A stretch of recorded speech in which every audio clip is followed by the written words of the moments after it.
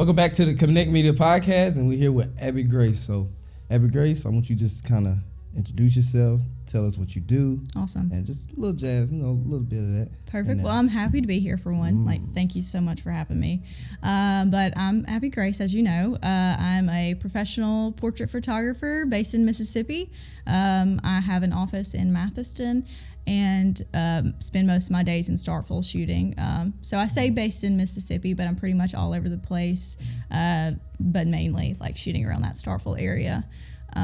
But yeah, I have been in it for about 6 years now. I think I'm going into my 6th year. So it's been good so far.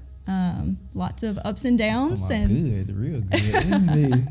But so, since you introduced yourself, what initially got you into photography? Like, take us back to that time when you first picked up a camera and just said, "This is what I want to do." Just take us back to that. Okay, well, it's a story. It's a story. So to kind of go back to the beginning, we'll go back to when I was 14 or 15 years old.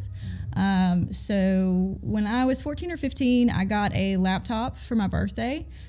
So in my family, it was kind of like when you get that age, you're going to high school and you'll have to do papers and that kind of thing. So you would get a laptop to do that on. And it was just like a small little like Chrome laptop that I could do my homework on if I needed to.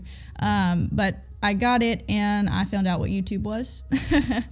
And so I started watching these like motivational videos, like kind of like self-help videos, strangely enough, at the age of 15. And I absolutely fell in love with them. I started watching people like Gary Vaynerchuk and just got a notebook. Every day after school, I'd come home and I'd take notes and take notes and take notes.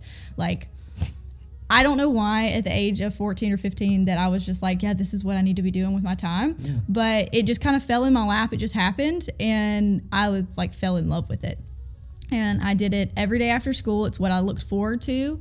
And it was just something that I was really interested in, was watching these videos and figuring out how to, they talked about living a successful lifestyle, setting yourself up for success, all of these things. And at that age, you don't really know what entrepreneurship is even in like this area more so.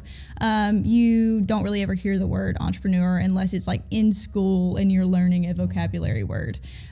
So when I heard that word used and talked about and what it meant to be an entrepreneur, it opened my eyes to a whole entire new world. And I thought, this is something that I'm interested in. Let me keep watching. So like I said, every day after school, I'd come home and I'd get my little notebook out and I'd watch these videos and I'd take notes. And I fell in love with the way it made me feel. I felt very sure of myself, very confident. Like I knew where I was going and everything was like, if I put in the work that I could get there. I loved the way it made me feel. And I thought, I would love to make people feel this way. Like, how can I give this gift to people that I've been given through this? And so I was convinced that I was going to be a motivational speaker. Yeah. So I was like, that's what I want to do. I was like, I want to be a motivational speaker. I don't know how I'm going to do it. I mean, a 14-year-old, 15-year-old, living in small town Mississippi. Right. Where are you going to be a motivational speaker? Exactly. What is that? But I was, I still stuck with it. I was like, this is what I enjoy doing. I want to spread this type of positivity in my life to other people and as many people as I can. So I just kept studying and just, kept doing my thing. And one day my uncle pulled up in the driveway. He's a real estate appraiser. And he had his old camera that he takes to jobs with him. He had just replaced it. And he pulled up and he was like, hey, you like taking pictures? And I was like, yeah, sure. And he was like, all right, well, here, it's just going to be sitting on a shelf. Like, you're welcome to have it. Crazy. It was an Olympus E520. I think it's a DSLR. It was my first ever DSLR. I think like the manufacturer date, like as far as the first model of that, the E520 came out was like the early 2000s. So it was a pretty old camera. I could be wrong. Don't quote me on that. But it was very dated. But it was still a tool. And I was so excited to have it. I didn't think too much of it at the time because I've always kind of been more in that like artistic crowd anyways. I love music. I play multiple instruments. I, as a kid, loved drawing, loved anything that had to do with art. Like I was just obsessed with it. So when I got a camera from him, I was like, oh, thank you so much. Like so excited, you know, and I think like everyone does, I, you know, took pictures of my dog, took pictures of the trees, you know, but while doing this, I was still studying all of this self-help, entrepreneurship, how to build your life, like that kind of thing. And it was pretty much during that time that I realized it had completely fallen in my lap of where I needed to go and what I needed to do. Strange.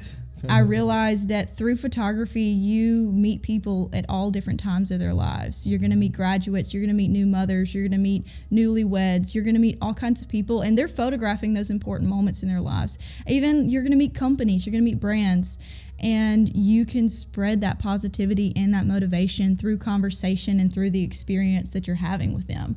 And so when I realized, hey, I can be a motivational speaker and this is how I do it, that was the first time that I was like, everything makes sense. Like, this is what I'm supposed to do. So I was probably, like I said, 14 or 15 when I thought about all that and realized all of that, and was like, how do I do it? That was my next mission. How do I do this? So on top of watching the motivational videos and the entrepreneurship videos, I started watching photography videos, and I started studying up on a camera, how to use the camera, everything about the camera. I wanted to know it inside and out. Right. And I just fell absolutely in love with it. I was, I think, 17 at the time, maybe 16. And that was when I realized, I was like, you can either spend the rest of your high school career, you know, doing what you do and, you know, planning for college and, you know, playing with this camera every now and then. Or you can spend this time where you don't have to pay rent. You don't have to have all these responsibilities. You're in high school, and you can spend every second building yourself up and setting yourself up for success after high school. You can have that step up versus, you know, graduating high school and then it's like, what do I do now? Well, if you go ahead and work on it, then maybe it'll be a little bit easier. Right. It wasn't easier, but yeah, so I was like 16 and I was like, that's what I'm going to do. I'm going to spend the rest of my high school career focusing on where I want to be when I graduate, when that's kind of was the goal. So like at graduation, what do I want to have accomplished and what do I want to set myself up for? So I, like I said, every day came home, studied, did my thing. I was in band, I was in color guard, so I had extracurriculars, but in my spare time, that's what I really was doing and I enjoyed doing.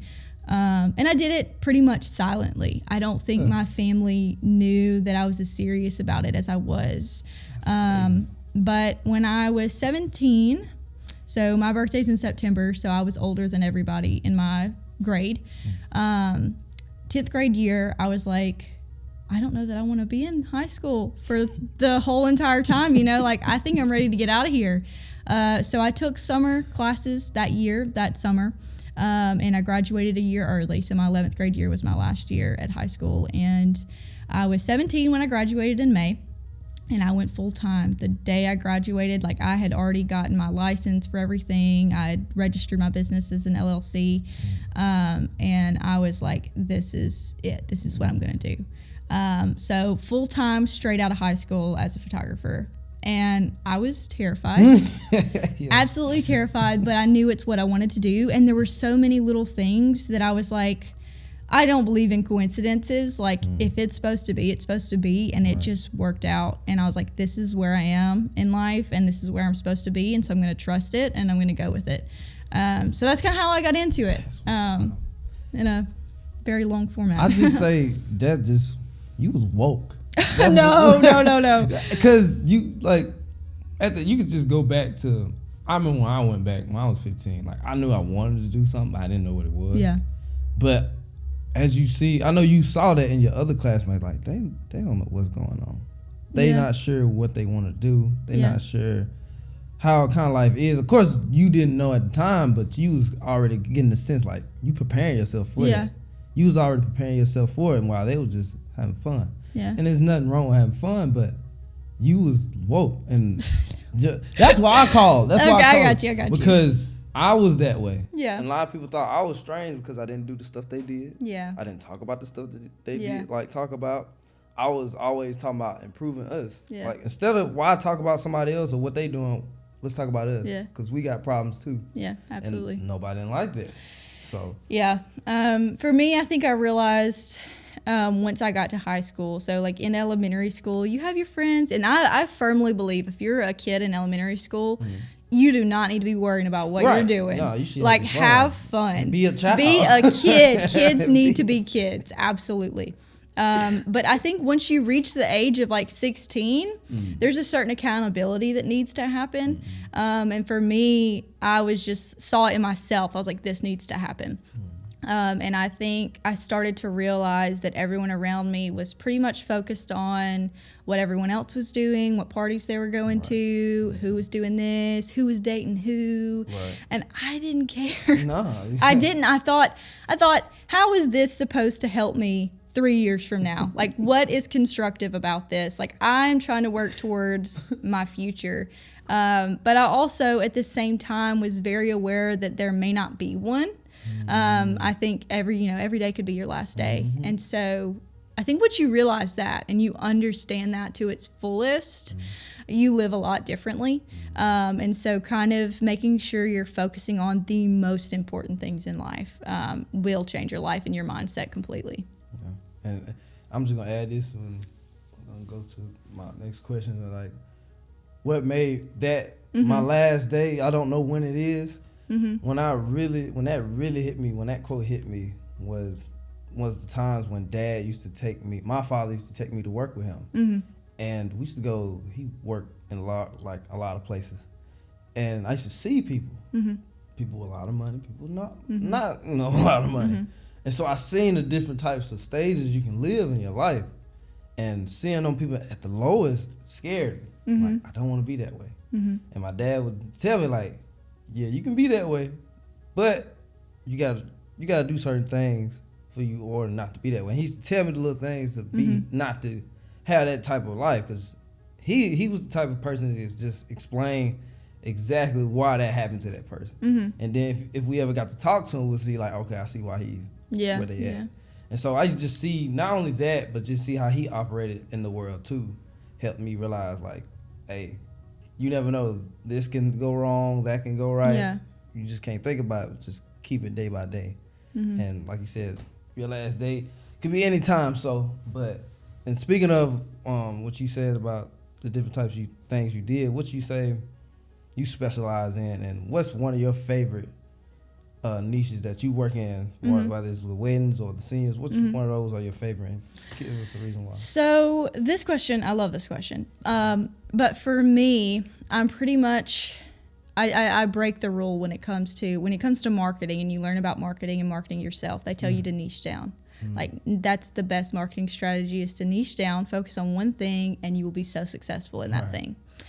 And for me, I even, like, my mentor sessions, I teach that. I let them know, like, if you niche down, it will be very beneficial to you. Try everything, figure out what you love the most, and niche down.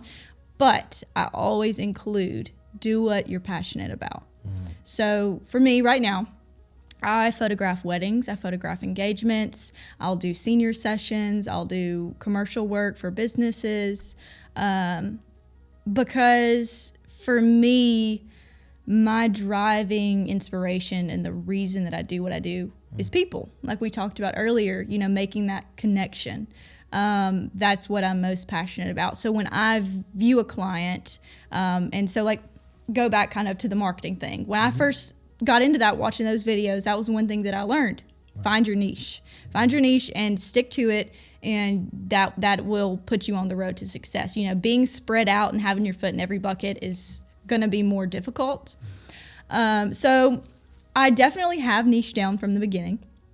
When I first started, I tried everything. I did newborn photos, never again. Never again. I offer like lifestyle sessions for my past clients, like if they have a kid or something and they would like that. But like studio newborns, I tried that. It's not for me. And I think it's important to try everything to figure out what you love. So I've niched down in a way. But I still, like, some people are just wedding photographers. Some people are just, like, senior portrait photographers. So for me, I enjoy weddings, engagements, senior portraits, and commercial work. I love working with I've worked with some restaurants and some businesses, and I absolutely love that. I'm passionate about that. But one thing that ties it all together is the people. And that's why I haven't said I'm only going to do this one thing, because I don't want to close any doors for myself.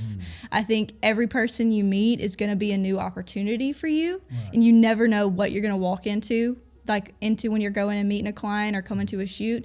So for me, I chose not to niche down as much because my main passion and inspiration is people and the connection that I make with people. So when I go to a session or I meet with a client, my first and the goal there rather is not my paycheck. So the reason you niche down is for marketing, for success financially, and that's great. Unfortunately, you have to have money because rent is due and you have bills. And that's how you run a successful business. Right. But my entire life, I've been taught that money is a tool to get you through life. And that's all it is. Heck. It is a tool to get you through this life. And I do not value it any more than that. It has a value. You do have to have it to get through life, but it is a tool. So when it comes to me trading my time for money to get through my life and have that tool, I value that a lot. And I do not want to close myself off to any opportunities that may come my way, because I never know who I'm going to meet, and I never know how that's going to change my life. I have met so many strangers that have left an impact on me, and I will always remember them, and I'm so grateful for that. So kind of going back to your original question, what's your favorite part of that? What's your favorite genre or niche of photography? For me, it's really hard to narrow it down because I enjoy the little moments. I have so many little things that have happened throughout my career that I cherish so much, but every single one of them have to do with the experience.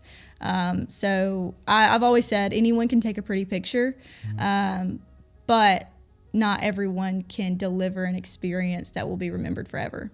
And so that's my goal, is to have that experience there and have that connection with my clients. And, once you have that, you'll have, it's insane. For me, like I said, I value connections with people a lot. I think I've said that 10 times now. But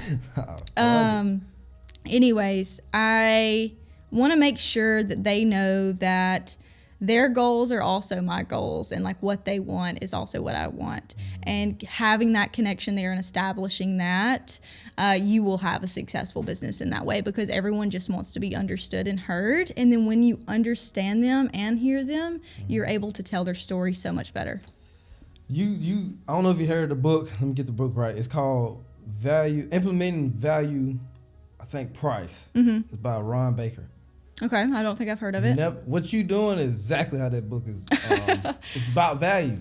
And it makes sense why you are so successful at your age, because you understand value. Yeah. You're not worried about the price. You're not even worried about the process. You're worried about what they value. Yeah. And that's what our clients need. That's what they be coming to us for. Yeah. Is how can we get it done and the value in it. Yeah. And helping them understand the value in what we do.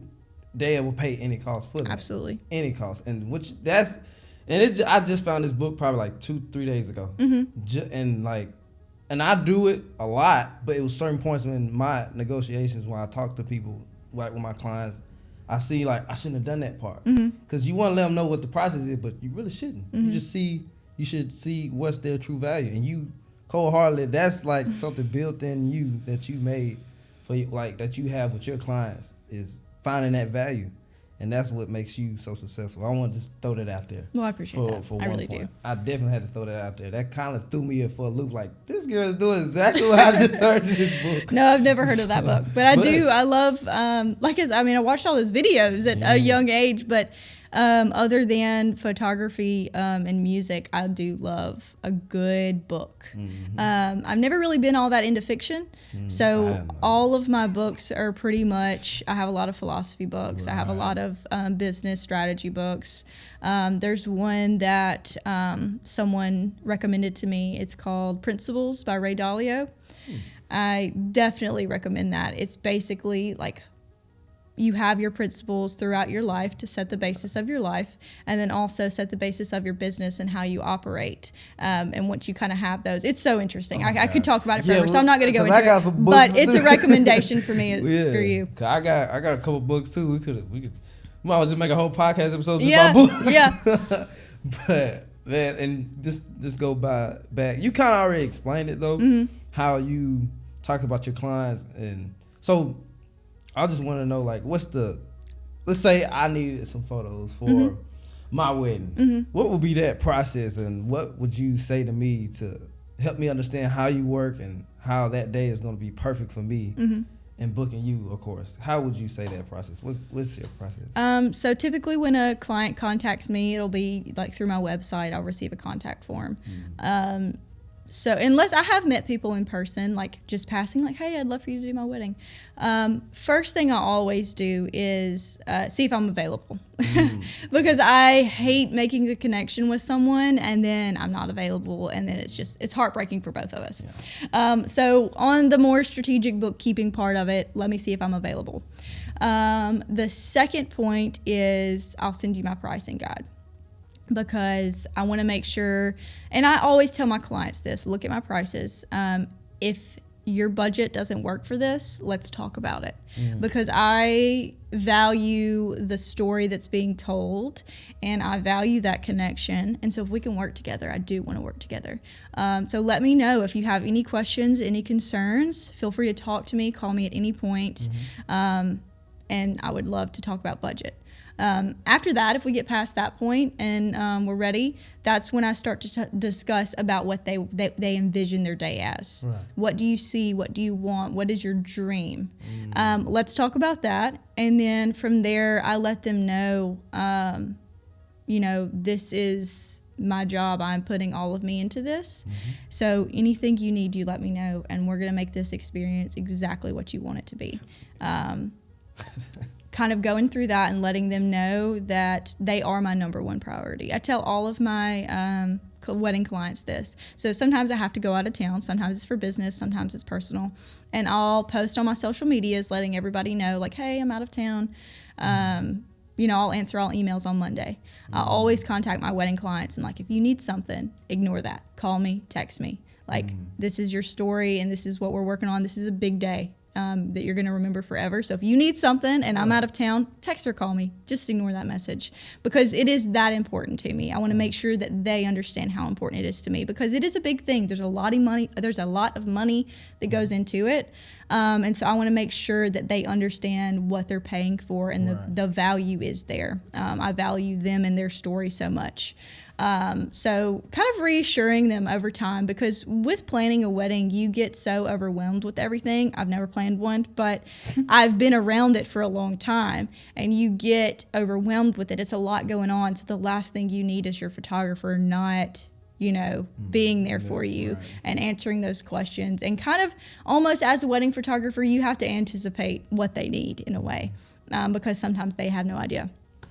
So for me, I always like to make sure they know that my goals are whatever their goals are, and vice versa. So like that may have not answered your question at all. You did. It did. So, like, do you often? Cause I heard you say, like, call me, text. Do you set, like, certain days to call them? Like, do you call them, like, every 2-3 months in advance? So for that, I like to also give them their space. I'm not going to bother them too much. So say you book me for your wedding, and your wedding is 1.5 years away. Right. We're going to see each other for that initial booking. We're going to see each other for your engagement session. We're going to see each other for a consultation before your wedding, and then I'll see you on your wedding day. And then between, we'll have communication. If you have questions, let me know. I open that door for them so they feel free to. And if they don't have to, because not everyone wants to have someone, bothering them constantly. Like, what about this? What about this? So I open it, let them know, open that door, say, if you need anything, come to me. That way there is that open communication, and they're going to talk to you just as much as they want to, and not you messaging them, checking on them, that kind of thing. And that's a lot of work. A lot of people don't understand, being an entrepreneur, that it takes time. A lot of time for stuff to work, and it takes a lot of energy. Yeah. And on that side, you know, that's a character thing that you got right there. That's why I would say. But let's talk about on the creative side. Yeah. So let's say, how do you like, what inspire you on the creativity side? Like, do you see other people's work and you just take pieces from different people's work, or you just shoot so much and be like, you know what, I think this would look good? Like, where you get your creativity from? Like, for me, when I first started, I was most inspired by movies, films, that and music. I visualize music a lot. Yeah. I love music a lot. If you ever talk to me, like, music is in my heart and in my soul. But films and music, I think, were originally the driving factor for my creative side of how I shoot. When it came to different angles and how they did that and how they did this. And then as time went on, you start to develop your own eye for what you want to see. So one thing that I have always done, and I teach when I have mentor sessions, to kind of give yourself that creative edge, is a lot of times when you're going to take a photo, and a natural eye, someone who doesn't do it for a living, is going to think on more of like a 2D, 3D plane. So like when you look at something, you know, you view those 2 dimensions or those 3 dimensions, because it is real life. Right. It's not a piece of paper. But when you realize that it's actually a 360, like as in the amount of perspectives you can get when you visualize it as a sphere. Yeah. So you're subject in the center of that sphere. Yeah. Every point on that sphere is a different perspective. Yeah. And so the possibilities are limitless. Yeah. When you imagine it that way, I think that's one thing that's helped me a lot, is there's a limitless amount of ways you can take a photo of someone. So think about that, take that into consideration, and the perspectives and what all out there you can do. And I do that typically when I'm looking at a subject, and so all the time I'll be visualizing something and I'm looking off to the side in my mind thinking of it, and my clients are like looking behind me, like what is she looking at? And I'm like, I'm so sorry, I'm just visualizing this right quick. But I visualize that sphere around them and think about all of the points in there that are a possibility. And then add into that the lighting factor. What are our different lighting options? How can we use this light to create or provoke an emotion? What are the possibilities there? You know, that's something that I constantly am thinking about is, I could take it this way, or I could take it this way. So kind of working through that and knowing that you can do it a million different ways. I was going to say, this is my twin, because this is exactly how I think of them. Yeah. Like exactly how that would inspire me too. Movies. Like, I don't compare myself, not knocking any other videographer, but like, I look at movies and they wonder, I only been doing this, 2-3 years? And they wonder how I grew so fast. Like, I compare myself to the top-notch movies. Like, how did they get their shots? And I do the exact same thing when I take pictures. I look all over the place. And I have to tell them, like, don't mind me. I'm trying to find the next shot. I'm looking what I want to go to next. And after that. And I do the exact same thing. But I never thought of it as that sphere. Yeah. That's like more detail. And this is exactly why I wanted you in here. Well, you think about the different planes of, I don't know, existence, I guess, of someone standing there. And so when I first started visualizing as that like 360 possibility, I mean, my work changed completely because when you try everything, like starting out, I tell everybody, try everything. If you think it's going to be weird, try it anyways. Try it anyways. But also thinking about the 3 levels of a photo. So you have your foreground, your subject, and your background. And implementing those, thinking about all 3 of those at the same time while thinking about that sphere and the angle and the light, and you can create something just breathtaking. And so we talked about you being inspired by people. So is there anything else that inspire you? For me, when I think about why I do things, I think that's like the main inspiration for me is my why, and that 1,000% is just going to be people in general. So, and that kind of goes back to the why I haven't niched down and why I shoot all of these things. But people inspire me to a level that is like insane. When I look at someone, I can find just the most. I find that everyone has something to offer in their who they are. That sounded very jumbled up, but I'll get to it. So for me, I have always loved people a lot. Like, I'm inspired by them. I love how we work, and I think it's so interesting how a human, works, how the brain works, how we function. And I think about a lot how we are who we are and why we are who we are and how we got to be that way. And so when I think about photography and I think about what is that inspiration and what brings in that creativity, when I photograph a person, I'm thinking more about how to amplify who they are. I've had lots of clients ask me, like, oh, can you edit this? Can you do this? And for me, I have no problem editing something out that has nothing to do with who you are. So like if you have acne, that's not who you are. I don't mind doing that at all. But when it comes to changing the way someone looks, I will not do it. I have can't do that. Because my job is not to, make you look like something that you're not. My job is to make you feel beautiful in your own skin, like show you how beautiful you really are. That is my goal. And that, like I said, I'm so inspired by people I see, when I look at the world, I'm a people watcher. That sounds really strange, but I love to watch people. I love to see how they work. We go through so many different things, and we will never be able to understand what everyone goes through. And when you sit there and think about, I'm sitting in this chair right now doing this podcast, living my individual life. I have these own things going on in my head. I have these own things going on in my personal life. And then you think about, you're the same way.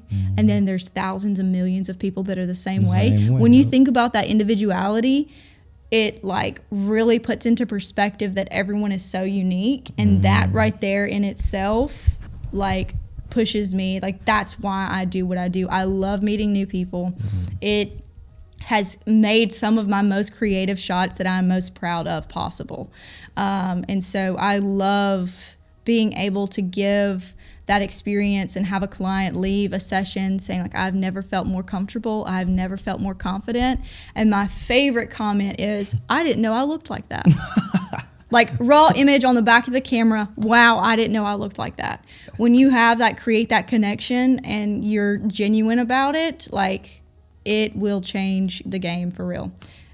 You can do as many things as you ever imagined you could, and that is my main goal at every shoot, is to make sure that everyone knows how beautiful they really are and let them know. It breaks my heart when I have someone say, oh, well, can you change this about me? I don't really like this, and I'm like, I'm really sorry, but just let me see the finished product. I think you're gonna love it. And then they get them back and they're like, what? I had no idea that I could look this way. I didn't know that I did look this way. And I'm like, that's all you. That is all you. And when you have that conversation and that connection and someone's comfortable, they shine. They really do. For me, I've always struggled with confidence, and behind the camera is where I am most confident. So I typically don't talk to a lot of people, and in public situations, I'm very quiet, but I love talking to people. And if it's in a one-on-one situation, you're going to want me to shut up because I'm not going to stop talking, because I'm so interested in everyone's lives and how they function. And I'm so inspired by what they've been through and how they've gotten to where they are. So for me, definitely a big driver in my creativeness and how I stay inspired is just people in general. I absolutely love them. And that's what makes a photographer a photographer. You see the different perspectives and you make them realize, God, I look amazing. And you are, you know. And we have a lot of beautiful people in this world. And I actually experienced that a couple of times. And I had to just be like, nah, you fine. I had to just let them know, you okay. And then, I had the same experience where they were like, that's crazy. It's amazing how you took that. Well, I felt weird or whatever I was doing, but that photo was my favorite photo. And I'm practically the same way with people. I grew up trying to understand people. That's one thing that my mentor told me. Understand people, understand them, see what makes them tick, see what they want to talk about, And so I think I started that journey, I know at least 3rd, maybe 4th grade. Yeah, absolutely. And that's Something why like that. that's why I find conversation to be so important. It is. Because that's the only way you're going to get to know someone is through conversation. And conversation holds so much weight when it comes to your connection and your relationship with someone. And so even having a conversation with a stranger, you'll understand them a little more, and then you understand a little bit of the world a little more. So talking to people I love doing it, but you won't see me doing it in a public, like if it's like a party or something, I'm in the corner real quiet. Yeah. But if I'm like walking in Walmart and there's someone right there, I'm like, oh, hey, let's have a conversation. And like I did that, like high school. Every person I could talk to, and I know a lot of them looked at me funny, like, why are you talking to me? Yeah. And then eventually, like, dang, I like talking to you. Or they'll be like, we didn't know you was like that. But it's a simple fact that I was just trying to understand everybody. You know, it was like a game, but then again, it wasn't, because I was the type that growing up that I cared for people, and I really I had got to a point I realized I cared too much. That's what I was about to go in to say is like wanting to understand people. I've same thing, been that way my entire life. I've always been really I think about it a lot, and then it got to the point to where I thought about it too much. Because it is impossible to understand everybody and why they do things. So if you have that healthy balance of I want to understand you and why you do things, but I know that sometimes it may not be possible, being able to move past that is really important, because I definitely got hung up on the whole why did someone do this or why is it that way, you know? Understanding that you're not going to be able to understand everything, but also striving to work towards that. I think that healthy balance is great. It does. But people are key. You know, that's why I tell every young person growing up, like, man, understand people, because whether you believe it or not, how you going to make money is people. You going to make Absolutely. Money. And also, one thing that I've said before is if you were on this earth alone, there would be no purpose. Like, you're here with other people for a reason. That's a good one. There are people here with you for a reason. And without them, you know, what would life be? No experience. It's about the connections. It's about the relationships you have while you're here, I think. Yeah, it boils down to a lot of it. And I like hearing people say they like being, you know, they say they closed off. I like hearing that because that can get a piece. Because, I understand having too many friends or too many people that you come in contact with all the time can be drama. And like you said, you have to balance it. And once you understand that balance, you fine. You know, and I think one thing that I've struggled with is realizing that not everyone's going to understand me. That's one thing that I'm like, but if you just, something will happen, someone will say something and this, that, and the other, and you're like, but if you just understood. Realizing that not everyone seeks to find an understanding in someone else is really hard. You just gotta live with it. You gotta move forward. Yeah, and I had experienced that multiple times, and they were like, "Why you do that?" And I was like, "It's just me," and I just leave it at that. Don't say nothing else. And if they don't like it, you just don't like me. You know, I just got to that point too. Like that. If you like me, cool. If you don't, fine. It's straight. Somebody out here that's gonna like me, and I'm gonna like them, or whatever it is. You know, whatever it is. So, but I like this topic. I really do like this topic about people and understanding them, because it's very vital that you can express yourself to the people too, and understanding them, because I realize our generation and younger, it's hard for them to express themselves. Very hard. But you also have to know yourself in order for people to know you and for you to know people. You have to make sure you know who you are first, I think, which is very key. And doing that, trying to do that, this is just for the young people at this point. You have to try a lot of things. You have to look stupid. Because I know for a fact, we both had experience where we just look. Absolutely. But be okay with it. Like, when you understand that it does not matter. Right. Like, that is a tiny little piece of your entire existence. Exactly. And it was worth it. Exactly. And I'm going to say this, and the reason why people are scared to fail at times is because I say not solely on school, but it's a lot to do with school.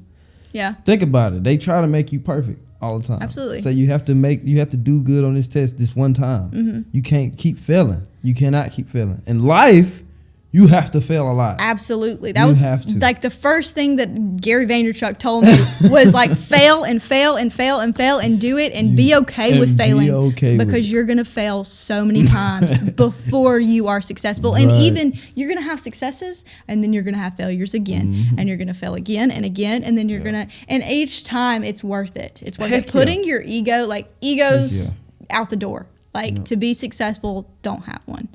It's a lot of patience. You know, be sure of who you are.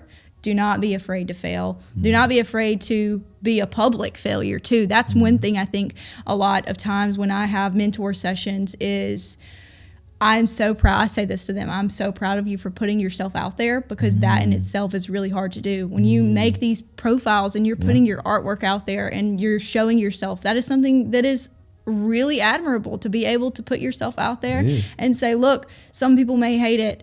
And, you know, at first, you know, it's going to be hard to kind of say, oh, well, you know, they didn't like this. And when I first started, definitely finding out that like some people didn't like my work or some people didn't think I should be doing this. It hurt. Oh my gosh. Thought it was the end of the world.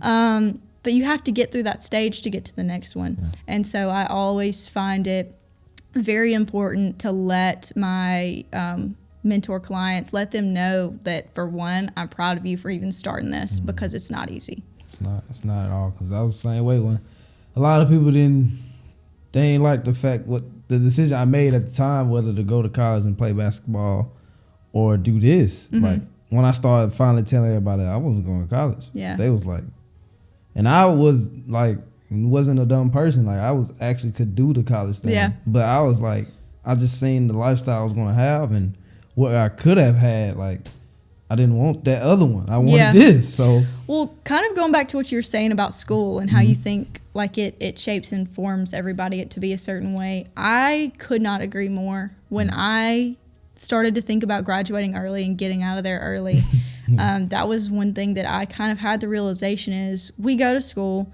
and they teach us to memorize all of this stuff, to ace a test, and then they don't care if you forget it or not. Just get to the next test. And it's like when you're being graded on your memory and how well you can memorize these things that are not even going to be that helpful in real life, you get frustrated. And I think that's at the point to where that's where I got. I just started to get really frustrated with it, and I was good in school. I had all A's. I graduated special honors, and that's why everyone was very confused. It's like, I'm not going to college. And I don't think anyone ever told me, my family, my support system. I don't think they ever said their opinion on it. But it was definitely kind of a worry of mine of what are they gonna think? Because I know they want the best for me. What are they gonna think when I tell them I'm not going to college? Because like you said, I saw the life that I wanted to have, and it just wasn't in the picture. It wasn't a part of the plan. And that's something that's really scary to do when everyone's doing it. You know, you think, especially in a small town in Mississippi, you go to school, you go to college, you get a job. That's just how that's how it works. And so as you grow up, that's what you think you're supposed to do. And I think without those videos that I watched, I would have never been open to a world that I'm living in right now. And because when you think about, or for me rather, I talked about earlier, not knowing the word entrepreneur. You know, so-and-so's dad owns the grocery store, or this person owns this. You don't think of it any deeper than that. So once my mind kind of opened up to that, I was like, the possibilities, like this is what I want to do. And unfortunately, high school was not helping me get there. And so I was like, all right, we're going to get out a year early and we're going to work on it. But I think also doing something when you're scared is important. I think my younger sister, she's told me this before.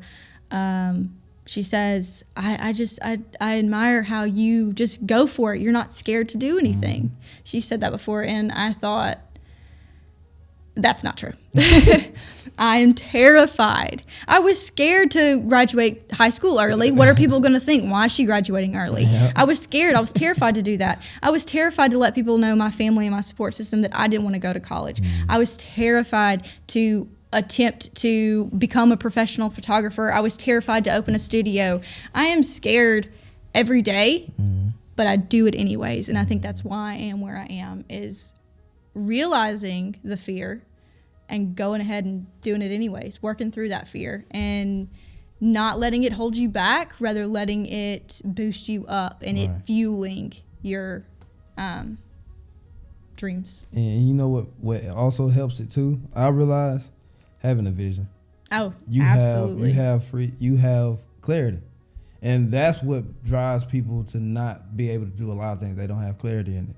When I decided that I was going to do this, my senior year, I didn't pay attention to no teacher. And they knew I was not a disrespectful person, so they didn't take it. Yeah. They didn't say like, what's wrong with you? They didn't say nothing to me. Mm-hmm. But I used to literally, the teacher be standing right in front of me, and I'd be in the front room and I had my laptop. And I would watch stuff, study stuff right in front of them while they teach. Mm-hmm. But I had clarity. I had gained a vision for myself. I dreamed of this place. Mm-hmm. I dreamed of the place. I dreamed of me. I dreamed of me wearing black. I dreamed of me pulling up to my studio with my glasses. I dreamed of me pulling up to the client, having my drone. Dreamed about all of it. So when I had those visions early on, I like, no, this is it. This is it. Nobody's going to tell me what I can and cannot do, because this is exactly what, and I see that other people can do it too, and they already doing it. That's exactly what I want. Absolutely. And I think that's got to do a lot with, even though you're scared, you still can do it. Because you actually got a vision for your life, and you have that clarity to keep going, because you know exactly where you're going to be at the end of your life. You already know where you're going to be at. And so for me, I think fear is just a word for an emotion and nothing more than that. When you value it more than that. I just seen that. I seen a TikTok, somebody was explaining that about fear. Like, really? It was weird. Like, I just seen it probably like last night. It was talking about fears. It's an emotion. It was about feeling all it fear. is. It is a word for an emotion and how you feel. And if you value it more than that is when it can become a problem. But when you have it right where it should be and know that it's a healthy emotion and that you're going to feel it, and, you know. And I think, like, failure, too, like, I believe what truly defines failure is when you're doing something and you quit completely. That's failure. Yeah. That's why you could, of course, fail at something, but you, like how we fail, but we always come back. That's more of the process, the journey. Like, that is exactly what it is. So I define now, like, failure is really me just quitting. Like, to the point, I got to a point where, like, I'm done. Yeah. That's how I define failure. Because I think a lot of people define failure in different ways, but that's how I see it. Like, when I completely give up on the thing. So. There have been plenty of times I've wanted to give up, though. Oh, man. I mean, in the past 6 years, there have been times that I'm like, I don't think I can do this. I think I'm going to quit. I don't know what I'm going to do, but I think I can't do it anymore. And then there was always something, there was always that one thing I would go back. And that's one thing, kind of talking about having a vision. I think it's so important as a photographer, if you've been doing it and you're a professional photographer or a videographer and you have a business, one thing to remember is that feeling you felt when you first started, remembering why you got into it and remembering that vision, so that when you go through tough times, because you're going to go through them, go back to that and remember why you started, and that will help you get through it. Because it's the amount of times that I've just been sitting down somewhere thinking, what am I doing? Like, you get emotionally exhausted in this type of work. And so being able to balance it, I think, is a really important thing to be able to do in order to be successful, because your career and your job is important. And for us, it's our passion. Not everyone can say that, and that is awesome for us. But when you think back to your personal life and your mental health and how you feel, that is priority, because otherwise, like, what's the point in all this? If you're not happy, if you're not mentally healthy, all of this is for nothing. So finding that balance between work and your self goals and how, like, where you want to be mentally, I think it's a very draining job, and that's probably one of the toughest tasks, is to balance out that work personal life situation and make sure you're taking care of yourself as well, because as a photographer and a videographer in that artistic industry, you wear 1,000 hats, and you're going to be doing more things than you ever dreamed of doing, and you have way more responsibilities than you ever thought you were going to have, and it will get tolling, and you will feel tired and exhausted, and that's when that starts to creep in of, do I really want to do this? Is this really where I'm supposed to be? It doesn't feel like it, but just knowing that you're going to have those days and you can get through them, you know. And that I kind of, it's just a part of it. And that's just a question I got for you, like, you know, like you said, we had times when we just want to give up and just want to just do something else at times. But like, I want you to kind of think about back in the time where you had a challenge in front of you. Yeah. And, you know, a challenge that you had faced. What did you do to overcome that challenge? Like whatever, you know, whatever it was, what did you do to overcome it? For me, I've had many challenges. All right. Some of them being more like, I really need this equipment to up this or do this, or I have this goal, but it requires money and I don't have it. That's a challenge. The answer to that challenge would be, you know, strategizing, marketing. How can you save up? How can you get over this hump? For me, when it comes to financial challenges, those are way easier to handle because you can write them down on a piece of paper and figure it out and get through it. Right. But when it comes to other challenges, it's not as easy. For me, I think one of the biggest challenges was being sure of myself. I think self-doubt. And that's probably not a conventional challenge as far as like you think about just a simple roadblock. But I think I struggle, and even today, struggle with self-doubt and not feeling like I'm deserving of what I'm doing. I think that's a really big challenge that, like I said, even now I struggle with. But for me, the way that I have overcome it in the past, is being in the moment, I think. You get distracted by all of your responsibilities and you kind of forget what you have in front of you. So humbling yourself and realizing, like, for me, this is one thing. So I did a courthouse wedding last Friday, and I have been having a terrible week, and I was having that feeling of self-doubt. Like, did I just get lucky this whole time? Like, do I deserve all of this? Like, what is this? What is my life? You know, you have, what am I doing? You know, I think hopefully everyone gets there. I don't know, maybe I'm just weird. But I was walking up to the reception. They had it at a grill. And I was walking up, and I was with my sister. She assists me on these kinds of things. And I looked at her, and I was like, you know, I've been having a really terrible week. And I sometimes ask myself if I just got lucky, if it was all just luck.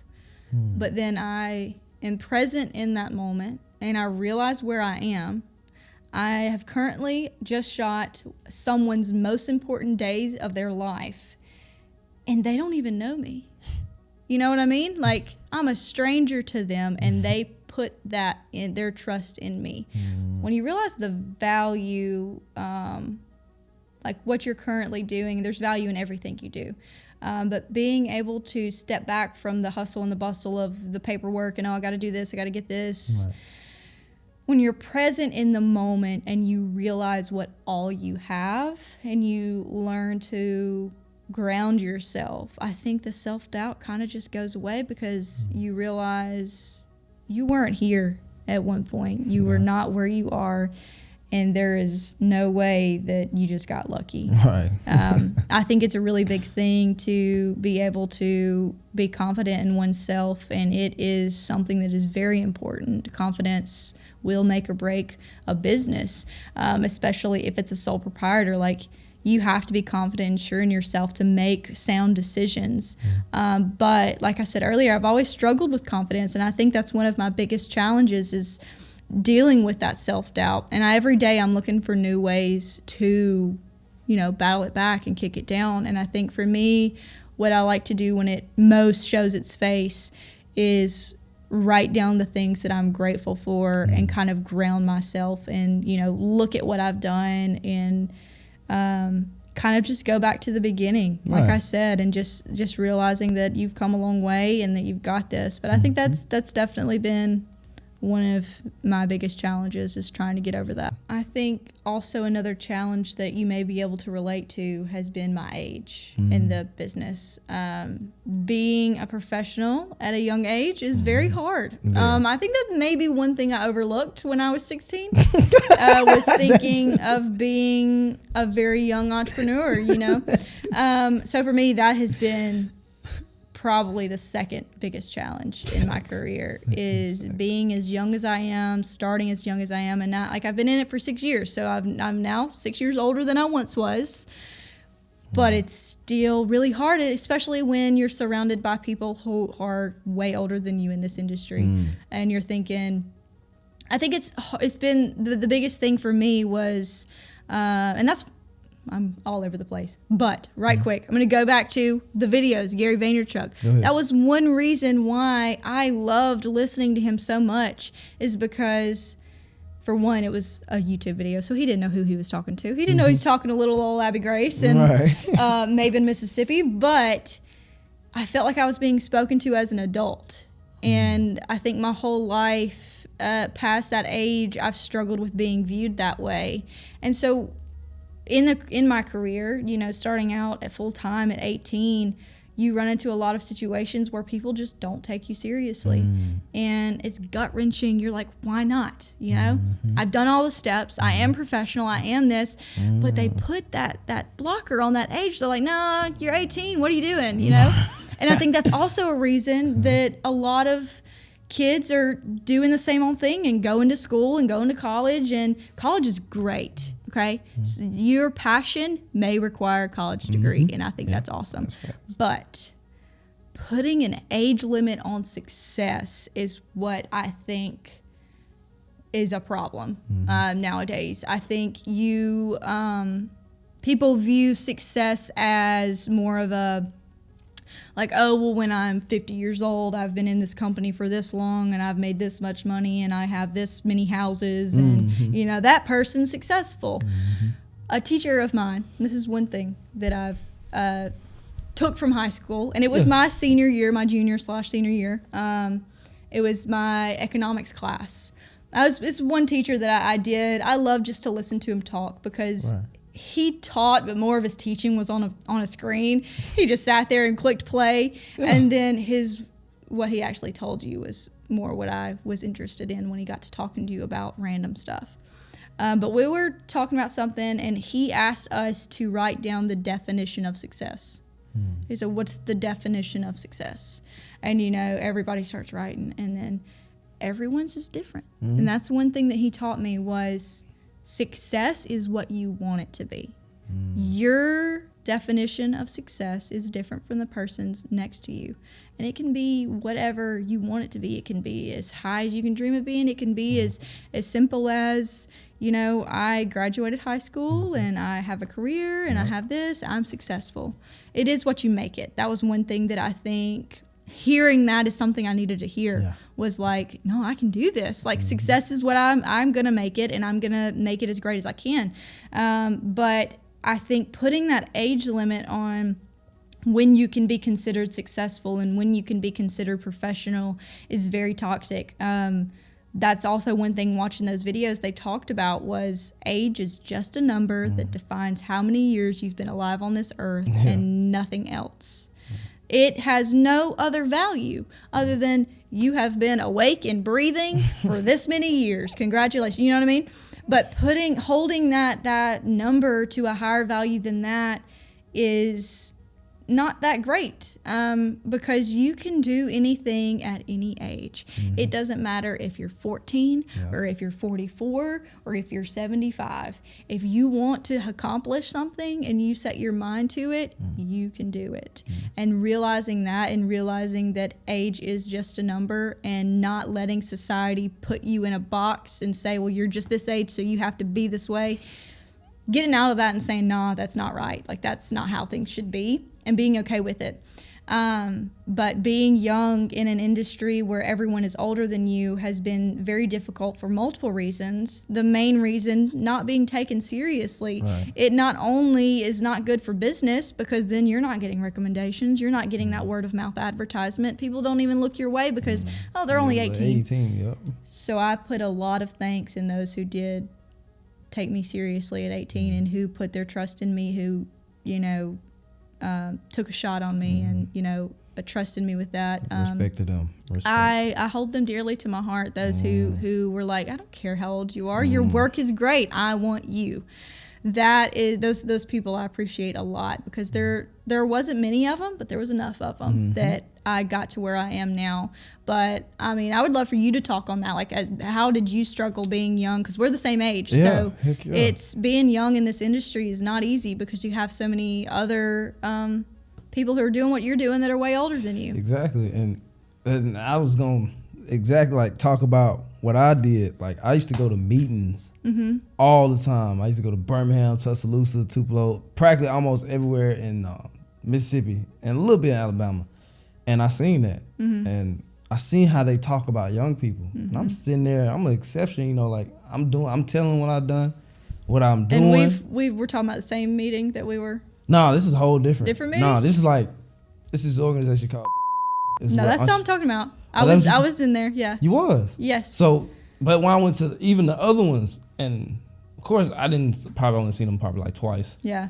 But not only just them, but other people I used to go door to door too. Yeah. During COVID, they used to look at me funny. Yeah. And I'm like, dude, I got something that can help your business. Yeah. And this is way how the world is going, especially at that time. Yeah. Video was so important at that time, where they couldn't get people to come in, but they could still show their business to people. It was so important. And I try to get them to see that, but no, I'm just a young, African American coming in and try to get some business, but they didn't see it that way. And so how I struggled with that, it was very tough, but I had a vision. That's what I was saying, having that vision helps.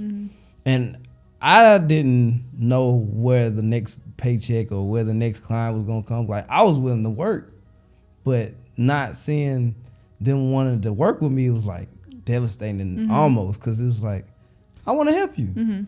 And so, like I said, I had that vision. I just kept doing it, kept doing it. And then eventually it get to the point where I'm turning them down. Like, I can't do that. I ain't got the time to do it. And I was in the same group. I was in it for a year, and that was one thing that I really had a hard time with. I was invited.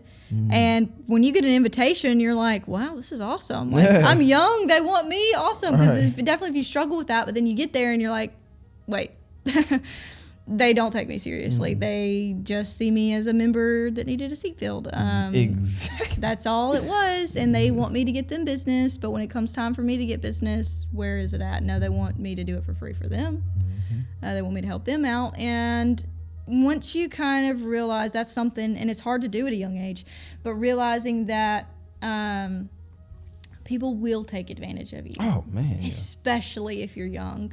Man, yeah. Knowing your value and knowing how to respectfully say no. No, thank you. It's not a situation I want to be in. Being able to say no is so powerful. But it's hard to do when you're young and when you're first starting out, because you want to. You really want to do everything you can. But definitely being young is a challenge in and of itself. But also it gives you a little up. We can be in the industry for longer, I guess, And I just want to touch base with just be able to say no. Yeah. A lot of people, I know people had reached out to me and they were like, yeah, come do this, come do that. And when I tell them, at first I was very scared to say no. I didn't want to tell them no to seem rude or seem like I'm stuck up. Yeah. But you have to understand. It's not personal. No, people have to understand we have a vision for our company and we want to work for certain people. That's what we envision in the first place. Absolutely. If I start doing this other little stuff, my business is not going to go how I want it. Yeah. And sometimes it can really hurt our business too. Every step that we take, it has to be in the direction we want to be in. It has to be. I think realizing that as well, you take a step today, make sure it's a step that is in the direction where you want to be 10 years from now. Make sure that every little, because like we went back, we were talking about earlier, meeting strangers and people changing your life and you not even realizing it. Like that 10-second little conversation you have with somebody and it changed you forever. The decisions you make and the way you choose to spend your time is going to absolutely choose your course. Yeah, and so making sure that you value that in yourself and you're able to say, no, that's not, like, respectfully, no, that's not the direction I want to go in, but I appreciate it. I think this has been the first year that I've actually been able to say no. But just being able to, and it all goes back to self-awareness, I think. When you're self-aware, everything kind of comes and you realize what you're supposed to be doing, and this is who I am and this is right for me. And just being young as an entrepreneur too is just, like you said, it's nerve-wracking. It's very nerve-wracking. And it just always take me back to them days where it's like, man, I did not see myself getting out of that situation or being able to do the stuff I want to do. But thank God I kept just doing what I was doing. Because it was some days when I used to be in the van and I used to just be drenched in sweat. At first, just scared of just going in there, just saying who I need to talk to. It was terrifying. Like, a lot of people don't know that side. Like, I have a briefcase in the back room. I'll show it to you at the podcast. You should see how many people I have met just going door to door into the B&I groups. You should see, I have a briefcase full of business cards. I think that's awesome. Business card. And a lot of people are like, dang, you probably work for well over 50 or 100 of them people. And the crazy thing about it, besides I probably worked for only 2 people. Out of all I'm going to show you the card, out of all the cards. But it was a lesson in it. It wasn't even to get clients, honestly. It was. I don't regret it for me. Oh, no. It was an experience that I needed it, I think. It was definitely a lesson that I needed to go through because it showed me how to be. It showed me how I needed to be into this world where everybody else is really focused on themselves. So you have to understand, like, okay, yeah, you're going to help people, but you got to make sure you're good too. And that's what that taught me because I was like, how the devil I'm meeting all these people and none of them don't want to work with me? But it's weird how it works because now 2-3 years later they're calling me now. Yeah, it's amazing how that works. But I made some connections when I was in that group that I have been like thankful for. There have been a few people that have taken that chance on me, and I'm like, you have no idea how many doors opened for me because you took that chance on me. Right. And I'm forever grateful for those people. It's been, I think, taking every experience that life has to offer and, doing it. Just do as many things as you can, meet as many people as you can meet, because that experience is going to teach you something, and you're going to learn something, and it's just going to help you. I think too much a little bit sometimes. Yeah, I think thinking about things and processing things is how you turn a bad situation into a good one. I think making the best out of everything that life's thrown at you and saying, all right, it didn't work out for me in my favor financially, but I now have more knowledge than I did before this. Right. Or this didn't work out marketing wise, but now I have more knowledge in this. Right. I think knowledge is just the highest, like, I value that so much. The more I know, and that's also one thing the same teacher told me, which I guess everybody knows this saying, but you don't know what you don't even know. Right. And so every day I try to learn something new and educate myself in a different way on something different. I like to know more about the world. I like to know more about people. I like to know more about the industry. If I can educate myself, I'm going to. I'm very passionate about knowing as much as I can. So we both young, 22 years old. And it's, of course, young people coming up. And so what advice you would give to them to inspire them to do what they want to do, or whether it's in photography? What type of advice would you give to them? I think the biggest piece of advice that even I wish I would have received starting out is to not listen to any negativity.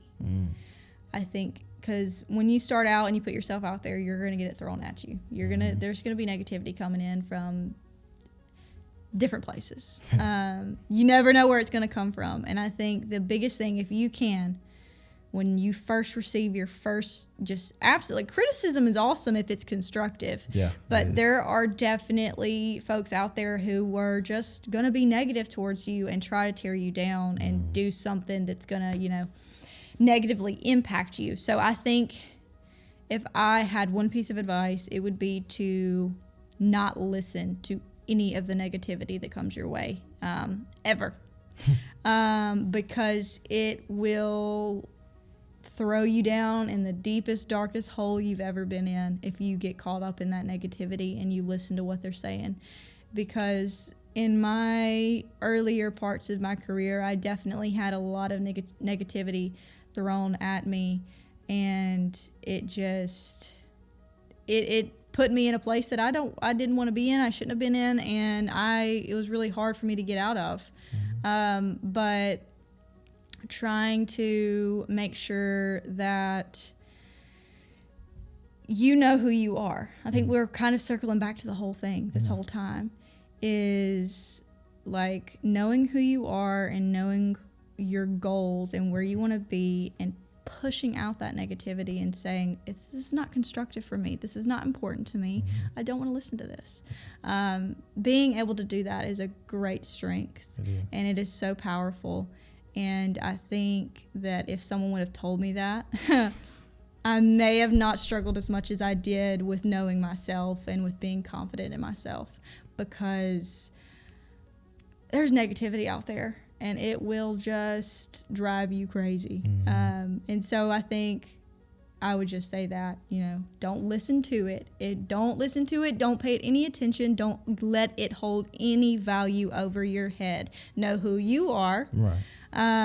Constructive criticism is great, but just plain negativity that is coming from nowhere, don't listen to it. Just don't let it go by. And it's hard. It's going to be hard. It is. Because you care so much about your work.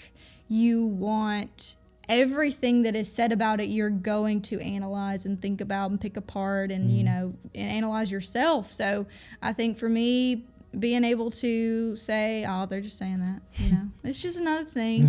That's a great thing if you can do that. Yeah, if you can just brush that off, you'll go many places. But I think negativity just causes a very unproductive, and it just takes up space that it doesn't need to be taken. There's something else needs to be in there, helping you grow, and it ain't one of them. So don't listen to negativity. Just let it go by you if you can. I like the fact that you say don't listen to negativity, because that's definitely one thing you're gonna get. You're gonna get a lot of that, especially in the beginning. But and I also love the fact that you said criticism, like the other type of negativity. Because I had that in my corner. I had certain people that I trust, and I let them see my older videos and like, just tell me. Like, I'm not going to mind what you say. And they used to tell me, and that helped me get through a lot. And that's why I have certain people that I think, not only for just working with me, also like watch over my stuff too. Like, look, you need to check that out. You know what I'm saying? So, but my thing I would tell young people, or just anybody that's trying to get within the industry or anything, is to listen. Also, I want them to listen, but make sure they need to understand that people been through this stuff already. Absolutely. Everything we going through, life, business, people done it.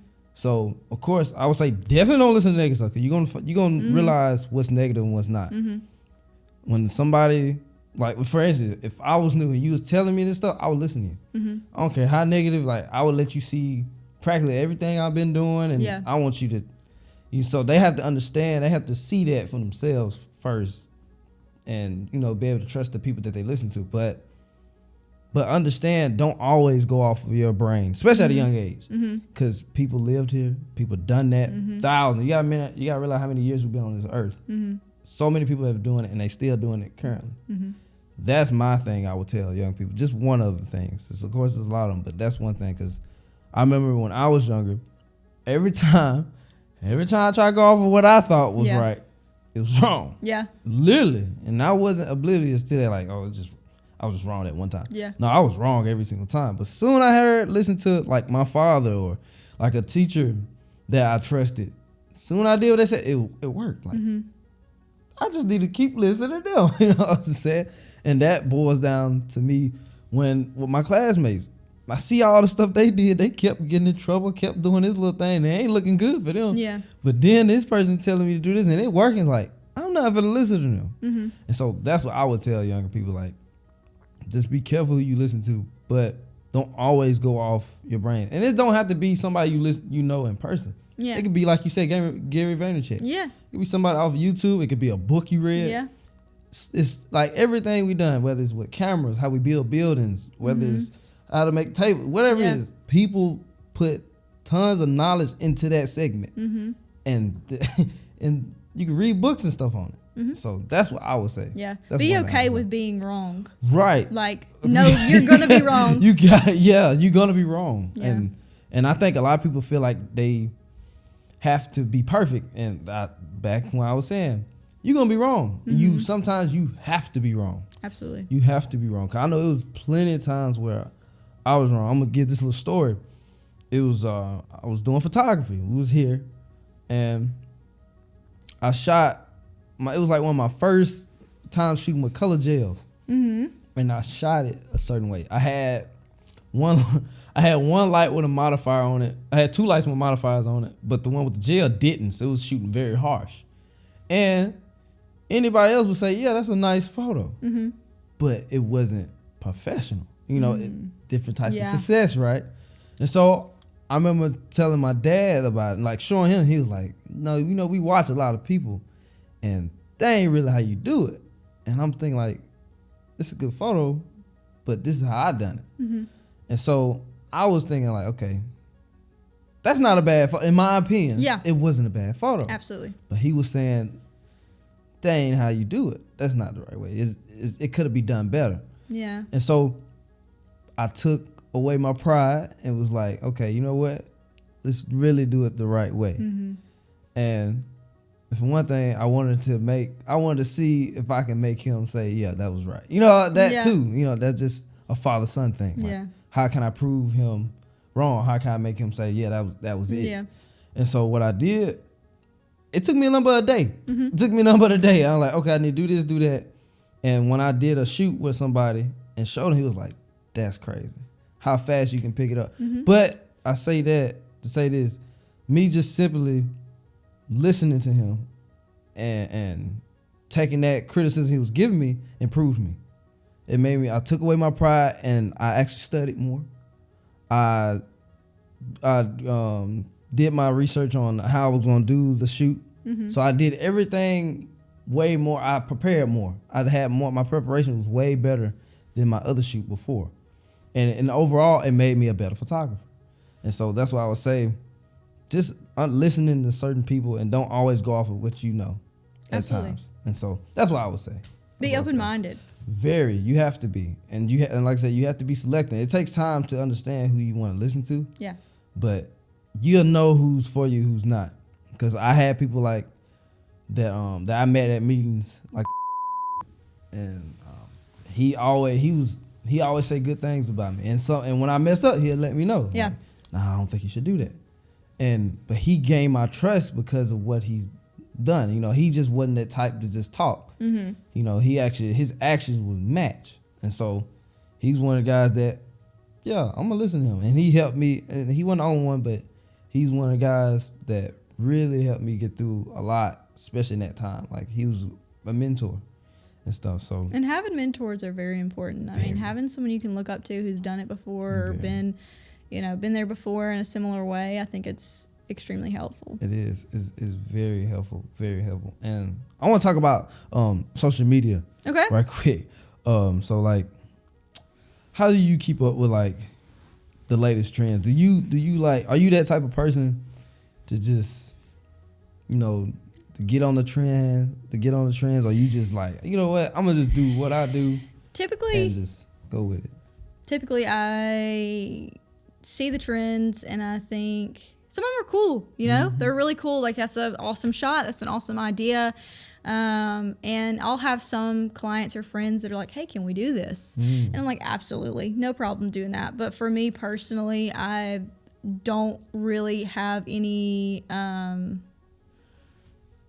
want, I guess, to do anything like that. I think maybe if there has been a trend that's come around that I think is really cool, taking it and spinning it, figuring out how you can do it differently.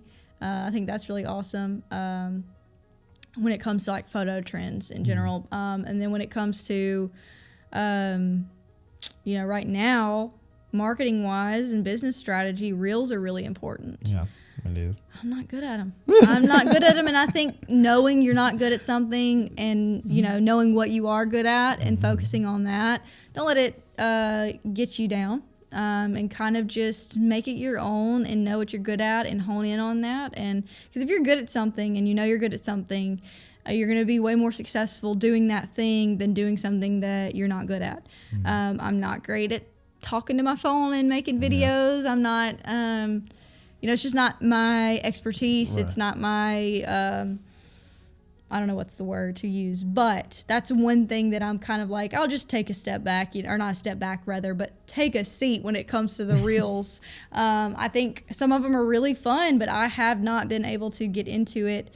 And I think also social media in general has been hard for me to balance with work and like posting and job. But it's required. It absolutely is. It is so important. I get asked the question a million times, is it important to have Instagram? Is it important to have Facebook? Which one's more important? They're both important. Yeah.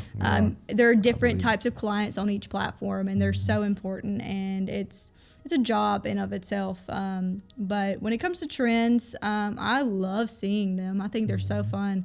And like I said, if I have friends who want to do them, I'm down to do them. But personally, I typically don't lean into them. And I'm practicing the same way. Like, I'm getting used to, like, I'm having the YouTube stuff be the face on the camera, my face in front of the camera. So it's easier because I'm actually doing something that I planned for. Instead of like the short reels, like when they playing with their camera, it's just, to me, some of them, most of them, they cool, but a lot of them, they like cringy to me. If I'm trying to do all this, like, it's kind of cringy. But, everybody wants to be viewed in a different way, and that's totally fine. Yeah. And so that's why I try to keep most of my work, like, if you see me, you just see my work. It's nothing really else and stuff. And one thing I definitely want to talk to you, since we so young and we, stuff is changing constantly. AI. I don't know, have you been using AI softwares, anything? I don't know if you use any. But what's your overall thought? But Lightroom, which is the editing software I use, they now have content aware fill, which is technically AI. Yeah. I've seen that. It doesn't work half the time. Yeah. I've seen that. So that's pretty much the only thing that I use. Sometimes it does. Sometimes it's great, and I'm so thankful for it. Yeah. But that's pretty much my only experience with AI really is that. And like I said, sometimes it works, sometimes it doesn't. I think it's interesting. I think a lot of people are worried that it will take away from photography and because some people are doing the AI headshots, like you've seen, have them create those headshots. And we'll go back to the whole reason of why we do what we do is the connection. And you're not going to get that connection with AI. You're not going to get that experience. And so I'm not worried about AI taking my job. That's for sure. No, I'm not either. I'm not. I believe it can improve, especially on my video side. I've seen some really cool AI video editing softwares. Yeah, so that's the only thing I've been seeing. Like, it definitely improves it. And whether you think that way to take it or not, that's up to you. Cause it's always ways you can adapt and stuff. So I've been using AI quite a few times now. Like, I use a lot of it's like vidIQ. I use Yo AI. That's like, it cuts up small videos. Yeah. I think that's the one that I've seen. I really like that one because you can just get you didn't have to go back all the way to Premiere and do all that stuff. I think it's a great tool to help with workflow because, like we said, we've got so many jobs in this one job. So anything that can help us out, I think that's awesome. Anything. I've also seen some culling software where it'll automatically like shoot out your like photos. So like if you need to call your images and get rid of the ones you don't want, the ones you want. I ain't seen that one yet. I've seen some that are like it'll do it automatically for you. I personally couldn't do that. Right. I ain't seen that Because one I want to pick my photos individually, which takes forever. But I don't know, maybe if it was like a very generic business headshot type thing and there was just a bunch of them for some reason and I didn't want to go through there and pick them, that might be it. But because what we do is so creative, you want to have your hands on all of it. Yeah. You don't really want to let a machine do it for you. Yeah. And like I know it's like it's like that. It's just one. It's like for video. You could be talking at your laptop. Let's say you got your camera here. You could be talking at your laptop, and the AI will make your eyes move that way. When you really looking at the screen, though, it's freaky. I've never heard of that. But it looks like they looking at their camera, just going back and forth. But the AI is doing it. You really just looking and just talking off your script or whatever. I thought that one was crazy. That is crazy. And there's another one where it can change your voice. Yeah. You can use I other think people's those are a little weird. The ones where like the whole face and the voice thing. I don't think I would ever use those. And I think I seen where YouTube is cutting that down. Like you have to show your face on YouTube now because everybody can use just really. Because it's easy. I mean, it makes sense. It's easy to do. You can get scripts from other places and just get a little robot voice to read it. Easy. So now I think they crack it down. They gonna see that your content is like that, and they gonna crack down on where you gotta show your face. Yeah. So and that's another one. And of course, I know you probably heard of ChatGPT. Yeah. I use that quite some time. Like I use that often, and it helps. It really does. I think AI What do you use it for? I use it for like titles, descriptions, sometimes questions, just to help me get a general idea of how I want to ask my questions, especially for my YouTube stuff. It really overall just life sometimes too. So like I asked it one time about I can't remember exactly, but I know I asked about just brides, asked about different types of locations to do videos on, just anything. So have you ever heard of I don't know if you'll be into that, Amazon. It's called Amazon Inspire. It's this Amazon app, but it's this certain tab. I know you see at the bottom you have certain tabs. If you, I don't know if you have it, but if you got the app, it's a light bulb. And so with that light bulb, when you tap the light bulb, it's like TikTok. I don't know. I just want to put you on that. No, I've never heard of that. So what you do, when you go to it, it show different people about what they got, and you can get commissions from it. And really? I think it's a wonderful idea because when we do YouTubes and stuff, we always putting in our descriptions about affiliates. Yeah. And so if they on Amazon, they looking to buy something. And I don't know if you like stuff like that or not, but that's something I'm finna start doing because literally this whole setup is Amazon. I love Amazon. I really do. Literally. So like I don't know if you're like studio. That's just an idea I just want to throw at you. Yeah. I don't know if your studio got full of like Amazon stuff where you can just put on there and just say, just like people sometimes do videos, some people just take pictures and just tag everything, and you just another. That's interesting, yeah. Yeah, just another way you can just have a little income. Yeah. Because like literally the chairs we in, all the stuff in there, almost not the TV, but the rugs. Yeah. Everything. I mean, speaking of having another set of income, I recently, in the past few months, have gotten into stock photography. Oh, really? Yeah. Tell me about that. Tell us about that. It's a really interesting world. So pretty much I operate on Adobe stock. That's what I'm affiliated with. There's a lot of other ones that are probably higher paying, but you have to apply basically, and they only take a select few. So I'm with Adobe stock right now. That's who I'm using for mine. And currently I'm only doing like still lifes, aka there's no humans in it, because when you get into having like someone in the photo, you have to get model releases, you have to get these contracts, and then it's a whole lot of paperwork. Right. So for me right now, I'm doing a trial on it. I've got like photos of record player, my dog, records, my guitar, like random things that people might need for that. Right. So basically you upload them, they have to be approved. Some may get taken down, some may be approved, and then they go in your portfolio, and then people will buy them from you, and it goes into your Adobe stock account, and you can take it out from there. And That's dope. it's a really interesting way to have passive income, especially as a photographer. I mean, you're taking photos every single day. Yeah. So, and then you've been doing it for a while, so you've got stuff in your hard drive that you could probably just pull and put on there. And if nothing happens with it, you didn't lose a single thing. But if you're making, $40 here and there, it's $40 you didn't have. Right. So I'm trying to learn a little bit more about it, but I think it's a great thing if you want to have a little bit of passive income as a photographer. Really, two things: your future, and talk about the business you have with Summer. Is it Okay, yeah, it's Wallflower and Co. I was right, Wallflower. Why don't you talk? Either one. You want to talk about what you? My question about the future was, where do you see yourself in 5 years? Okay. Well, we'll do Summer and my business first. So I'm co-founder of a photography/videography community. It's called Wallflower and Co. Our Wallflower and Company. Me and her started it not last summer, but the summer before. So it would have been summer of 21.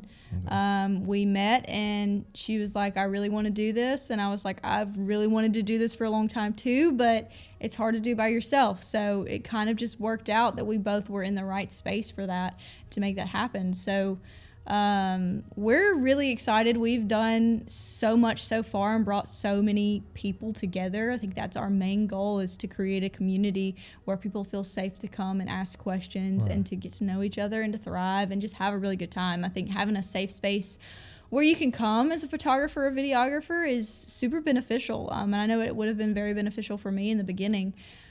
So we've done a workshop, which is entailed, it's been 2 days. We had an educational portion, and we were going to have a CPA come and speak. I spoke, and then we also had a guest speaker. And then we have styled shoots that you get to do and all that. So that was our first event we had. It was the workshop, and we had an amazing turnout. We absolutely loved it. I think all of the attendees had a great time. And then we've done some free editing nights. You came to one of them. Yeah. We've done a couple content days. We did a free content day our first year, and then we just had another content day in January, and we had a great turnout. I think our main goal for that is to bring people together and show them that competition is not that important. There's so many people in this world, and there's enough to go around. So we want to put community over competition in every way we can, and we want to show that we actually want to live up to that, because I think it's been said many a times, community over competition, but no one really has ever created a space around here for that. So that's what we're trying to do. She is moving though, so it will become a little harder this year to do events and stuff, but I'll have hosted my own, she's hosting hers, and then we also have a podcast that we're doing to provide educational tools that way. Our goal for that really is just to see where it takes us. We want to bring people together, and that's our main goal, and we're going to see where it goes. Work hard at it and enjoy doing it together, really. I love it. I love that. I love the idea of just bringing people together. I really do. Because like you said, it's plenty to go around, and plus, we all do the same thing. People that truly gonna understand us is each other. Yeah, absolutely. No one does the job that we do except for people who do our job. Exactly. So why not be friends with them? And so even when I explain it to my father or my brother or a friend, I understand they may watched it, they may seen it, but they won't truly understand it if they haven't never grabbed the camera and try to do it themselves. Absolutely. It's a point to it, of course. But yeah, how did what was one of the toughest things doing the community? What was one of the toughest things that you faced trying to get that stuff going, or through the whole thing? I think it kind of goes back to if you're going to put your time into something, you're like, is anyone even going to be interested in this? Because you hate to put your time into it and then no one cares. But I think we were so passionate about it, we just decided to do that and to put all we had into it and see how far it could go. But it's definitely a challenge not knowing what you're walking into and what the public will be receptive of. Not knowing how it will go. And then also, I think I'm so thankful for Summer, and as a partner, she has been absolutely wonderful in any, she has worn many hats when I couldn't wear hats, and I've done the same thing for her, and I couldn't ask for anybody else to have done this with me. But she is a mom of 2, and so having lives, both being business owners, both being, having responsibilities in our personal lives, I think a challenge is definitely like communicating it and getting it together, and like that's just hard when there's there's schedule conflicts. That's something that you kind of have to think about, but we did it and we continue to do it and we love doing it. So yeah, kind of just the not knowing, and then also just like finding scheduling for when it can happen and what's best for us. It's the balance. But I think we are like a good little balance each other out in a great way. How did you meet her? So I met Summer in 2018. Okay. She's from Las Vegas. And she married her husband and they moved down here. He's in the Air Force. So she was getting into freelance modeling, and she moved here, and I guess she just looked up Starkville photographers, and she messaged me one day and asked if I'd like to collab and do a shoot together. Wow. So we shot together, and it was the most fun that I had ever had, and it pretty much went from there. We just started doing shoots together and hanging out, and we kind of, we got to where we wanted to do a schedule and kind of do shoots every month for her and like get her modeling really out there. Yeah. And then she came to me and was like, listen, I'm really passionate about this modeling thing. You're very passionate about this photography thing. Let's create a community for everybody who's like artistic and in this industry, and let's like bring them something. So that's how it got started. There's a lot of in between 2018 and 21, but it's really strange how people just come into your life like that. Like, it is, man. She's definitely changed my life, and she just, I guess the power of Instagram DMs, I don't know. That's how I met her. But I think when 2 people meet and continue to have a relationship from that first meeting, and it may not be like you see them every day and like that, but you see them, every now and then, and you work with them. Mm-hmm. I think you're going to be drawn back to the people who are meant for you to be drawn back to. Yeah. I think you're going to end up exactly where you're supposed to end up if you just, follow your gut. And when Summer first messaged me, I was just, at that time, I was also very open to doing any kind of work that I could. Like I said, I was 18, so it was my first year going full time. Mm-hmm. And I was like, absolutely, I'd love to work with you. So we worked together, and we just clicked. We flowed really well together. She's a great model. She doesn't really do it anymore other than for herself. But she's a videographer and a photographer and a mom, and she's co-founder of Wallflower & Co. So she's done so many things, and it's been a privilege to be able to watch her go from who she was when we met in 2018 to who she is now. I'm insanely proud of her and just proud to know her, really. But yeah. Yeah, but as far as I've seen, I think it's very amazing to be able to pick up that camera and do her own thing, then take care of that family too. It's a lot. It's a lot. And like you said, it's always a balance. Yeah. And I just imagine if I had a child, like, God, like, it'd be a lot harder, of course, But yeah, man, my hats off to her for sure. And I met her before, and she was just a wonderful person. Absolutely. Very cool. She lights up the room. She really does. Yeah, she really does. She brings that, I don't know what you would call it, but when she walks in the room, it's a good feeling. It's a good feeling. Positive energy, you can say. Yes, absolutely. But yeah, I do love the community thing. Like, that's why I had to come to one just to see how it was. Absolutely. You were the only guy there too, man. I mean, we appreciated that you came.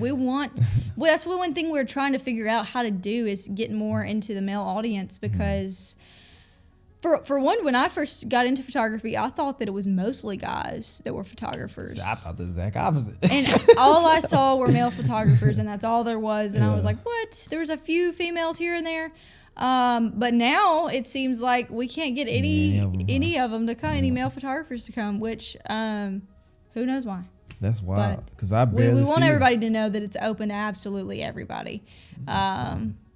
So, but yeah, like I said, man, my experience, it was great. It was great. Yes, I love it. I had fun. I still talk to some of the people that was there to this point. That's awesome. I helped her with a photo shoot, because she seen I took photos.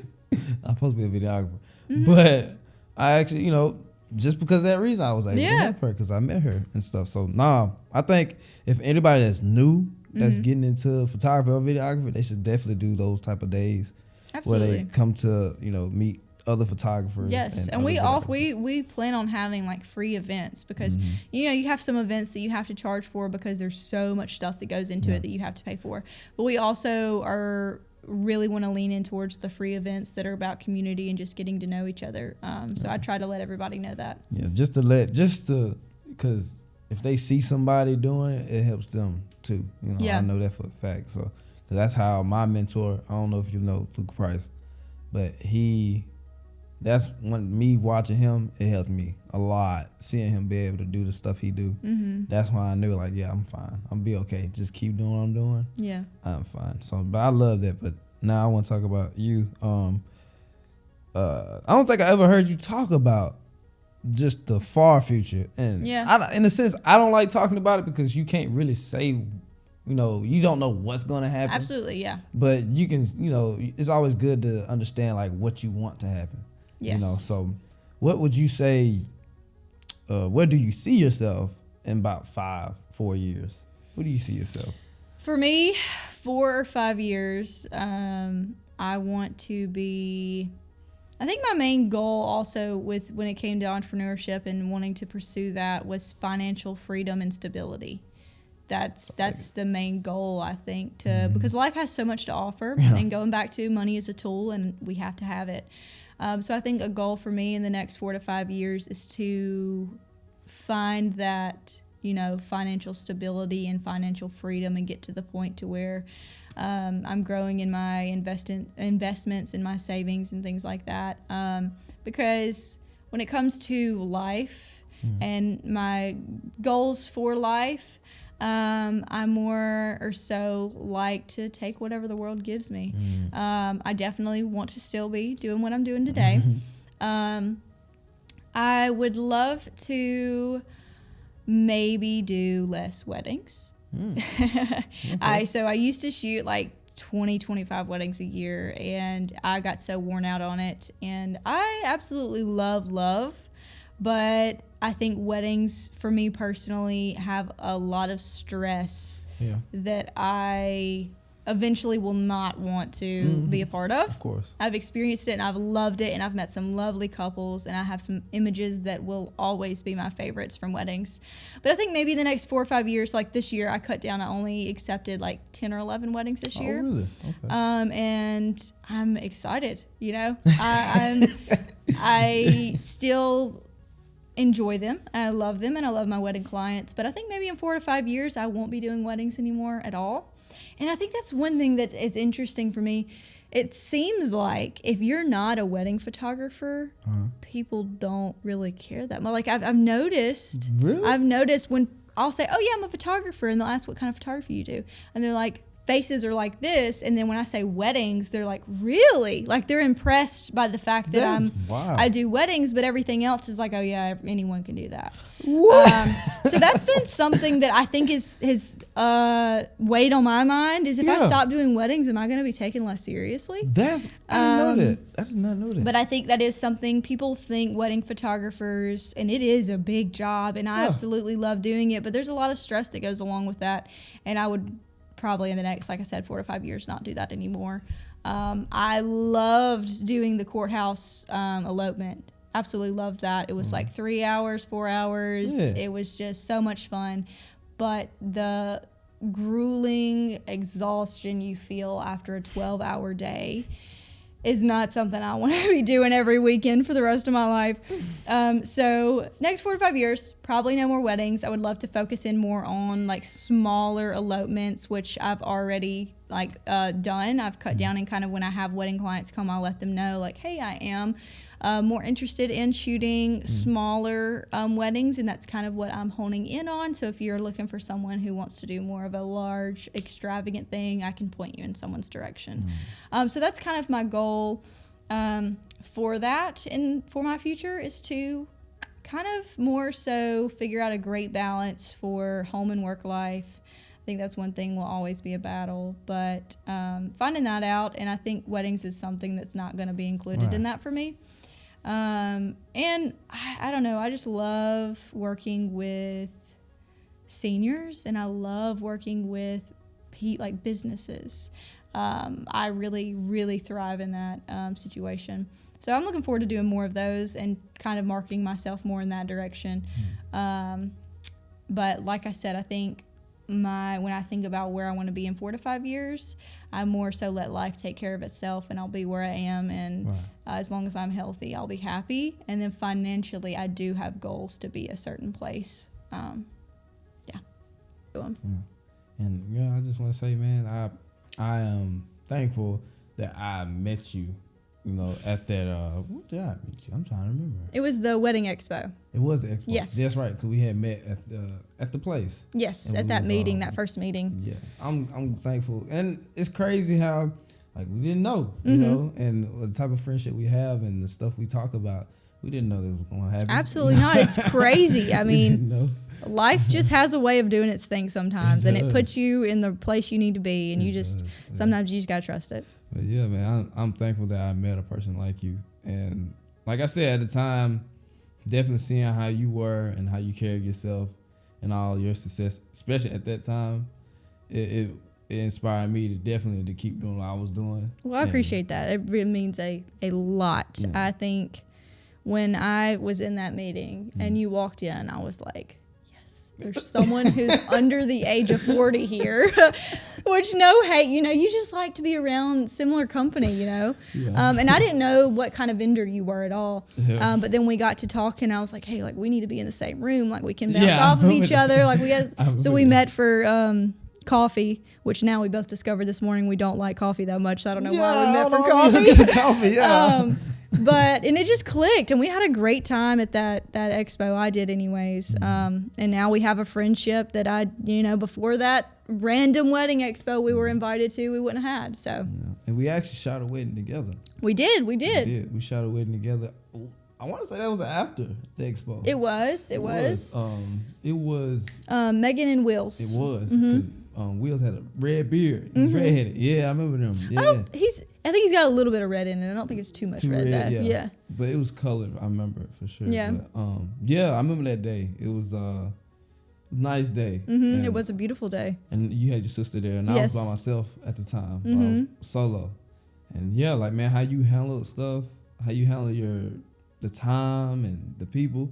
Like it, because a lot of young people they frantic. Yeah, I think that's one thing. I don't know what it is. I think as a kid I always watched my parents, and when I could tell if they were stressed out about something, so I always was kind of that. I'm also the middle kid, so I was always, it's always the bigger sister and the little sister against me. But I think I always kind of felt as if I needed to be that balancing factor, kind of like, how can I fix this? They're upset. What can I do to make it better? Right. I think for some reason, always felt like that was my job. But it has benefited me in this way because now, as an adult, I have a very level head when it comes to high stress. I can operate under high stress situations very calmly. And there's a lot going on upstairs when I'm thinking of, but visually, because I don't ever want anyone to be stressed out about anything that they don't need to be. Same. So I think being able to be calm under pressure is a great quality to have, and I'm thankful that I'm good at it. There have definitely been times as I was younger that I was like, oh my gosh, what do I do? But as I've gotten older, I've been able to kind of be a little more level-headed, which I'm happy about. It's definitely a skill because I was at that point too. But a lot of stuff what helped me to be able to do the things I'm doing now was the sport. That's why I always say something about basketball because a lot of people don't understand what it takes to be at a certain level. Absolutely, yeah. Because it was a lot of pressure on us to be able to score because we was the main people to score. So I had to bring that team to a winning team because we was a team that was 3-25, and I turned around where we was 25 and 10. I completely turned that around. People don't see it that way. They don't know what was going on behind the scenes. Absolutely, I knew what was going on. But all my experience with my character, that what brought it. It helped me when stuff is going wrong. This is amazing. We gonna learn something out of this. I would look at it in that sense where somebody else how are we gonna get through this? Yeah. And I'm like, oh yeah, this is gonna be a lesson. Yeah. I'm gonna learn. And when I leave here, I'm like, oh, I learned that. And I won't let that happen again. Absolutely. And so that's how I look at a lot of stuff, and just overall demeanor and And yeah, it helps a lot. Absolutely. Building that character. If you can build your character, and that's what that book, the Principles by Ray Dalio, that's what it talks about a lot. Yeah. Is those key principles to have.